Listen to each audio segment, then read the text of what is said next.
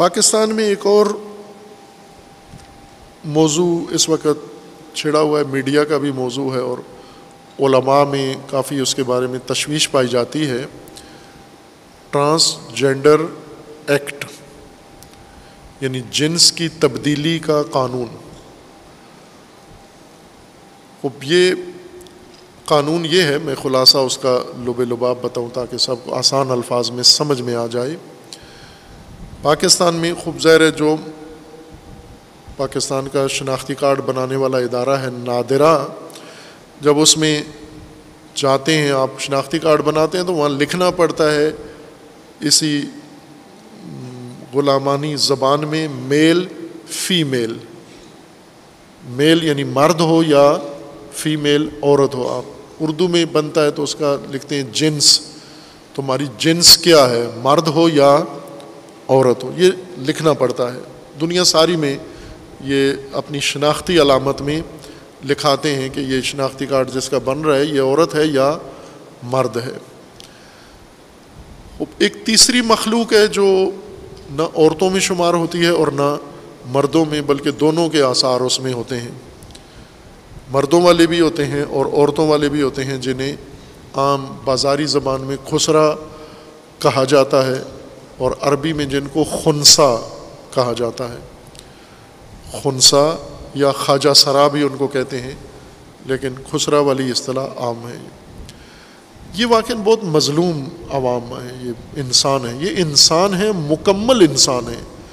بالکل جتنے مرد انسان ہیں اور جتنی عورتیں انسان ہیں اتنے ہی یہ بھی انسان ہیں، اس لحاظ سے کوئی فرق نہیں ہے ان میں۔ لیکن پاکستان میں جو ان کے ساتھ سلوک کیا جاتا ہے اور خود جو اپنی طرز زندگی انہوں نے اپنائی ہوئی ہے وہ بہت ہی شرمناک ہے۔ ان کو معاشرتی طور پر دھتکار دیا جاتا ہے، یہ سڑکوں پہ پلتے ہیں، گندے کام کرتے ہیں، بھیک مانگتے ہیں اور انہیں انسانیت سے باہر سمجھا جاتا ہے، تشدد ہوتا ہے ان پر۔ خود یہ بھی بہت خرابیاں پھیلانے میں ان کا بھی ایک بڑا کردار ہے، دھتکاری ہوئی مخلوق ہے، لیکن یہ انسان ہے اور خلقت کا ایک نظام کا حصہ ہے۔ یہ تعداد کم ہوتی ہے ایسے افراد کی، کچھ بالکل مولانا صاحب کے بقول کے کچھ یکسو ہوتے ہیں، واضح ہوتی ہے جنس ان کی کہ عورت ہیں یا مرد ہیں، کچھ کی واضح نہیں ہوتی۔ یہ جن کی جنس واضح نہیں ہوتی ان کو اسی نام سے شناختی کارڈ دیا جاتا ہے کہ یہ خواجہ سرا ہے، مثلا جو ادب والا لفظ ان کے لیے استعمال کرتے ہیں، خواجہ سرا ہے۔ ابھی پاکستان کے اندر ایک نیا قانون انہوں نے، البتہ ابھی نہیں ہے، 5 سال پہلے یہ قانون انہوں نے پاس کیا ہے، اور اس قانون کے اندر انہوں نے یہ کہا ہے کہ پاکستان کے اندر کچھ، اگر یہ دنیا میں بھی ہے، پاکستان کا مسئلہ نہیں ہے، باقی دنیا میں بھی ہے، کہ بعض اوقات ایک شخص پیدا مرد ہوتا ہے لیکن بعد میں اس کے اندر زنانہ اندام اعضاء ظاہر ہونا شروع ہو جاتے ہیں، یا پیدائشی طور پر وہ عورت ہے لیکن بڑے ہو کر اس کے اندر یہ مردانہ اوصاف زندہ ہو سکتے ہیں، آ سکتے ہیں، اور میڈیکلی ان کو باقاعدہ آپریشن کر کے تبدیل کر دیا جاتا ہے۔ لیکن یہ پہلے طبی طور پر تشخیص دی جاتی ہے کہ یہ بظاہر پہلے مرد تھا لیکن اس کے اندر جسمانی طور پر تبدیلی آ گئی ہے، یا تبدیلی تھی اب ظاہر ہو رہی ہے، تو اسے تبدیل کر دیا جاتا ہے۔ یہ پہلے اگر مرد تھے تو اب عورت ہو جائیں گے، پہلے عورت تھے تو اب مرد ہو جائیں گے، یہ کلیئر مسئلہ ہے۔ لیکن انہوں نے قانون یہ بنایا ہے کہ میڈیکل رپورٹ کی یا ٹیسٹ کی چیک کی ضرورت نہیں ہے، اپنے شوق سے، اپنی مرضی سے کوئی مرد اپنے آپ کو عورت لکھوانا چاہے، کوئی عورت اپنے آپ کو مرد لکھوانا چاہے تو یہ جا کے نادرا میں اپنا شناختی کارڈ بنا سکتا ہے۔ جو پہلے مرد تھا مثلاً، اب اس کا شوق آیا کہ میں عورت کی حیثیت سے زندگی گزاروں، تو عورت والا حلیہ اپنا لے اور عورت کا شناختی کارڈ بنا لے۔ عورت ہے تو اس کا جب جی چاہے تو جا کر اپنے آپ کو مرد بنا سکے۔ اصل یہ کام کیا کیا ہے انہوں نے، یہ ہے کہ ہم جنس بازی جو قوم لوط کی بیماری تھی وہ اس دنیا میں شدت سے پیدا ہوئی ہے، کہ مرد کی مرد کے ساتھ ہوس بازی، عورت کی عورت کے ساتھ شہوت رانی، یہ ہم جنس بازی کے طور پر اس وقت ایک رائج چیز دنیا میں ہے. بعضوں نے اس کو قانون بنا لیا ہے اور بعض ملکوں پہ ٹھونس رہے ہیں. پاکستان میں پہلے ایک مناسبت سے یہ گفتگو میں نے کی تھی اور بتایا بھی تھا اس کی وجوہات کیا ہیں، کہ پاکستان میں چونکہ ہمارے حکمران، ہمارے سیاستدان، ہمارے بیوروکریٹ اور ہمارے اہلکار جو فیصلہ ساز اداروں میں موجود ہیں، جیسے اسمبلیوں میں ہیں یا وزارت خانوں میں ہیں یا مختلف محکموں کے اندر جو لوگ موجود ہیں، یہ بہت ہی کمزور لوگ ہیں، ہر پہلو سے اخلاقی لحاظ سے کمزور لوگ ہیں، دولت و ثروت کے خواہاں لوگ ہیں، شہوت ران لوگ ہیں، اور ان کی ان کمزوریوں سے فائدہ اٹھا کر ان کو خرید لیا جاتا ہے. کوئی بھی کسی ادارے میں اعلیٰ افسر سے لے کر نیچے تک آپ پیسے دے کے ان کو جو مرضی ہے ان سے کروا لیں، جرم کروا لیں، جنایت کروا لیں، حق تلفی کروا لیں. پاکستان کا یہ نظام ہے کہ پیسہ دے کے ان سے جو مرضی ہے کروا لیں. دوسری کمزوری پاکستان کے مردوں کی وہ ہے شراب خار ہیں سارے، اکثر شراب خار ہیں. شراب دے کے ان کو،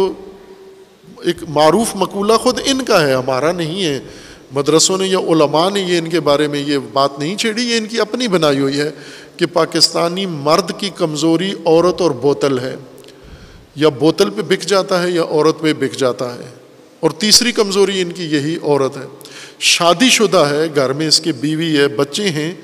لیکن یہ پھر بھی دوسری عورتوں کو غلیظ ناپاک نگاہوں سے ضرور دیکھتے ہیں، روابط قائم کرتے ہیں. اگر کوئی عورت نوکری لینے آئے تو ناجائز تعلقات اس کے ساتھ قائم کر کے اس کو نوکری دیتے ہیں.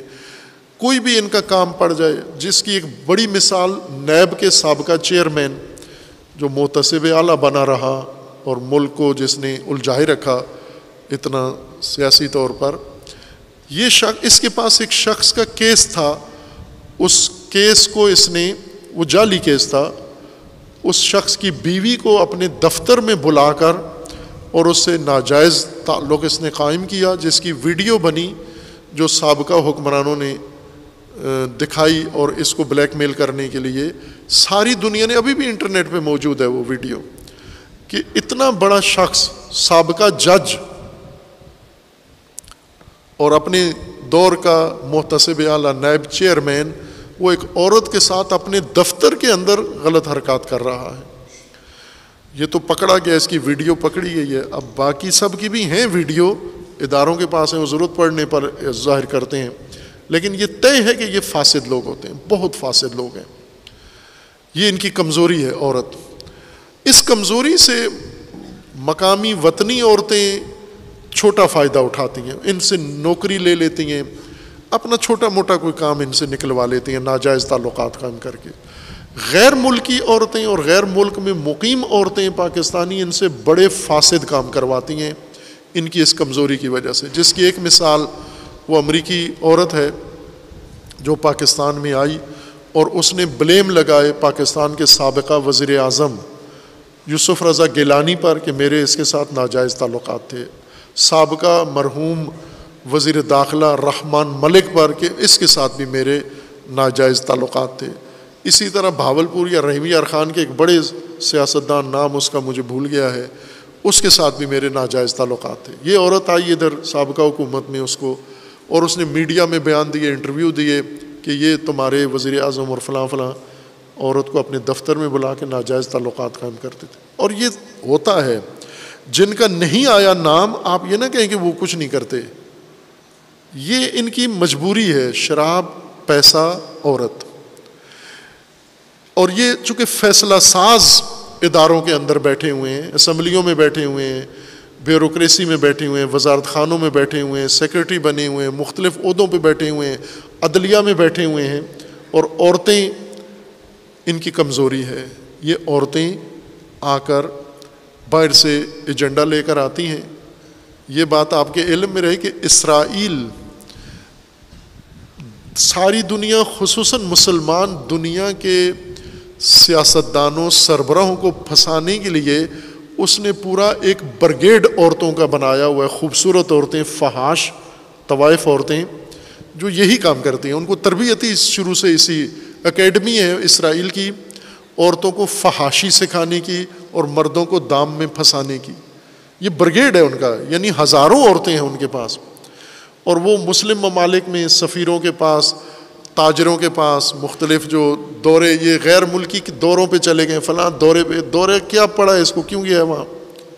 آج دن سنتے ہیں نا فلاں غیر ملکی دورے پہ. غیر ملکی دورے میں تجھے کیا ضرورت تھی وہاں؟ تیرا نہ کوئی وہاں کاروبار ہے, تیرا نہ کوئی وہاں جاب ہے, تیرا نہ کوئی میٹنگ ہے, کچھ بھی نہیں ہے, تو کیوں گیا غیر ملکی دورے پہ؟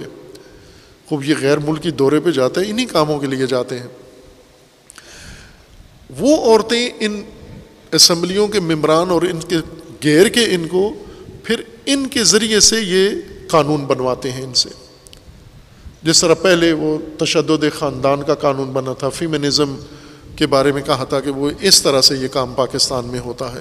یہ این جی اوز کے اندر ہوتی ہیں, ممبران ہوتی ہیں, عضو ہوتی ہیں, یہ پاکستان کے آ کے مرد خریدتی ہیں اور فاسد بھی کرتی ہیں ان کو اور ان سے غلط قوانین بھی بناتی ہیں. اس کا تازہ ترین جو نمونہ ہے وہ یہ ٹرانسجنڈر ایکٹ ہے کہ کوئی مرد بھی, پاکستانی مرد اگر چاہتا ہے, خود احساس کرتا ہے مجھے عورت بننا چاہیے, تو وہ آپریشن نہ کرائے, وہ مرد ہی ہے, صرف شناختی کارڈ عورت والا بنا سکتا ہے, یہ قانون ہے اس کا. یا اگر عورت ہے وہ عورت ہی ہے, مرد نہیں ہے, اس کے اندر کوئی تبدیلی نہیں ہے, اس کو میڈیکل ٹیسٹ کی بھی ضرورت نہیں ہے, یہ جا کے مرد والا سرٹیفکیٹ بنا لے. وہ پھر کیا کرے؟ اصل چاہتے یہ ہیں کہ چونکہ یہ مرد ہے, اب اس نے عورت والا سرٹیفکیٹ بنا لیا ہے. جب عورت کا اس کے پاس سرٹیفکیٹ ہے, شناختی کارڈ ہے, تو اب یہ کسی بھی مرد سے عورت کی حیثیت سے شادی کر سکتا ہے. اصل جو حرکت کی انہوں نے, ضلالت پلیدی کام, وہ یہ کیا ہے کہ مرد سے مرد کی شادی, عورت سے عورت کی شادی کا قانونی جواز نکالنے کے لیے یہ ہیلہ استعمال کیا ہے. اور یہ میں بعض جگہ پر کہا ہے کہ اس کی اگر کھوج لگائی جائے, اس کا کھرا نکالا جائے اس قانون کا, ایک تو یہی نکلے گا این جی اوز کے ذریعے سے یہ عورتوں جنہوں نے ایکٹ پیش کیا ہے وہ حتماً ان کے یہ تعلقات تھے اور ان کے ذریعے یہ کام ہوا ہے. ان کے نام مشخص ہیں, کس کس پارلیمان کے کس نمائندے نے یہ ایکٹ بنا کے پیش کیا ہے, اور باقی سب نے متفقہ طور پر اس کو پاس کیا ہے. سینٹ نے اس کو پاس کیا ہے, اور شریعت کورٹ میں بھی اس کو کیس ہوا اور انہوں نے بھی اس کو اوکے کر دیا کہ اس میں کوئی حرج نہیں ہے. اب جب توجہ آئی لوگوں کی 5 سال بعد, یہ بھی عجیب بات ہے کہ 5 سال بعد سمجھ میں آیا کہ یہ تو بہت غلط قانون بن گیا ہے اور اس کے تحت یہ کام ہو رہے ہیں. ابھی تقریباً 60,000 کے قریب بتا رہے ہیں کہ درخواستیں مردوں کی جا چکی ہیں نادرہ میں کہ ہمیں عورت کا شناختی کارڈ دیا جائے, اور اسی طرح کو 15 یا 20,000 کے قریب درخواستیں عورتوں کی نادرہ محکمے میں جا چکے ہیں کہ ہمیں مردوں والا سرٹیفکیٹ دیا جائے. اس سے پہلے ٹیکسلا میں یا حسن ابدال میں ایک ٹیچر نے, اسکول ٹیچر نے اپنی شاگرد سے شادی کی تھی, عورت نے عورت سے باقاعدہ رسمی شادی کی تھی, لیکن چہرہ بدل کے, حلیہ بدل کے, مردانہ, ٹیچر نے اپنے آپ کو مردانہ وہ بنایا حلیہ, اور لڑکی کو لڑکی کے حلیے میں لے جا کے نکاح پڑھوا کے اور باقاعدہ رجسٹرڈ کروا دیا. بعد میں لڑکی کے خاندان والوں کو پتہ چلا کہ یہ جو شوہر ہے ٹیچر, یہ خود بھی عورت ہے. یہ انہوں نے کیس کیا باہر کے, وہ بھاگ گئی وہ عورت, وہ دونوں شاید بھاگ گئی, انہوں نے بھگا دیا. یہ اس کے بعد شروع ہوا ہے, یہ کام اس واقعے کے بعد ہوا ہے, اور اسی وقت انہوں نے آواز اٹھانی شروع کی تھی کہ ہونا چاہیے اگر عورت سے شادی کرے تو کر لے, لیکن چونکہ پاکستان میں یہ ماحول نہیں ہے, اس کو برداشت نہیں کیا جاتا, تو یہ ہیلہ بنایا ہے. ایک تو ان این جی اوز کا پیچھے ہاتھ ہے, دوسرا یہ ہیلہ میں یقین وثوق سے کہتا ہوں یہ کسی مولوی مفتی کی اختراع ہے. اس طرح سے کور دینا یہ عام آدمی نہیں کر سکتا, یہ کسی جج کے, وکیل کے ذہن میں یا اسمبلیوں میں بیٹھے ہوئے جو غبی ہیں, دو ساتھ خر, ان کے ذہن میں یہ بات نہیں آ سکتی, وہ اتنے سوچ سمجھ والے نہیں ہوتے. یہ ہیلے یہ پتہ ہوتے ہیں مولویوں کو, چونکہ وہ جس طرح مولویوں نے کر دیا نا سود حلال کرنا ہے, وہ کس طرح سے حلال کریں، کوئی حرام چیز حلال کرنی ہے، کوئی حلال حرام کرنی ہے، یہ ٹیکنیک مولوی کے پاس ہوتی ہے، یہ مفتی کے پاس ہوتی ہے، چونکہ وہ کتابوں میں پڑھتا ہے، باقاعدہ ہیلے پڑھتا ہے کہ ہیلے کر کے آپ موضوع ہی بدل دیں۔ اب یہ پیچھے یقیناً مجھے یہ ذہنیت کسی ایسے قسم کے مفتی قوی جیسے کسی بندے کی لگتی ہے کوشش، غریب کی محنت، اس نے ان کو بتایا ہے کہ یہ کام کرو، اگر عورت کی عورت سے شادی کرانا چاہتے ہو تو اس کے ڈاکومنٹس مرد والے بنا لو، اگر مرد کی مرد سے شادی کرانا چاہتے ہو تو اس کے ایک کے ڈاکومنٹس عورت والے ہو جائیں، ایک مرد ہی رہے، تو یہ قانوناً کاغذوں میں عورت مرد ہوں گے، کوئی سمجھے گا، چونکہ انہیں پتہ ہے کہ قوم مشغول ہے موبائل میں، قوم مشغول ہے دھرنوں میں، قوم مشغول ہے فلاں کاموں میں، انہیں کدھر ہوش ہے، مولوی اپنے دھندوں میں مصروف ہیں، سیاست میں آ گئے ہیں اور بہت سارے کاروبار فرقہ واریت میں لگے ہوئے ہیں، ان کو کب دھیان ہے۔ لیکن باہر کیف جس کا بھی توجہ آئی ہے، قابل تحسین و آفرین ہے وہ شخص جس نے یہ موضوع چھیڑا ہے، اٹھایا ہے، اور اب سختی کے ساتھ اس پر تنظیمیں اور علماء اٹھ کے کھڑے ہوئے ہیں،